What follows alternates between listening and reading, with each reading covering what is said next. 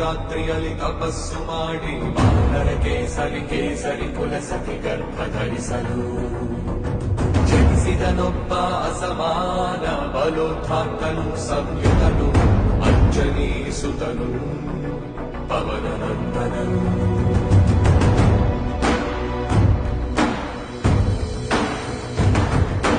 ಅರುಣ ಕಿರಣಗಳ ಉದಯೋನ್ಮಾದವ ಉಂಟು ಚಪ್ಪರಿಸೋ ಹಣ್ಣೆಂದುಕೊಂಡು ಸೂರ್ಯಮಂಡಲಕ್ಕೆ ನುಗ್ಗಿ ಬಾಯ್ತೆರೆದ ಹಂಬಲಿಸಿ ತನ್ನದೇವ ಬೆಂಕಿ ಸೂರ್ಯ ಮರೆಯಾಗಿ ಜಗವು ಕಾಕತ್ತಲಾಗಿ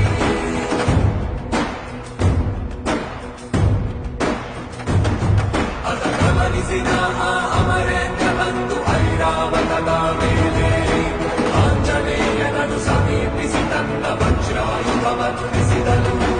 ಅವನ ನಂದನನ ದೇಹಕ್ಕೆ ತಾಗಿ ಚೆಲ್ಲಿದ ರಕ್ತದ ಹನಿಯೇ ವಿದ್ಯುತ್ ವೇಗದ ಧರಣಿ ಗುಡುಗಿಸಿ ಸಮುದ್ರ ಮಧ್ಯಮ ಸೇರಿ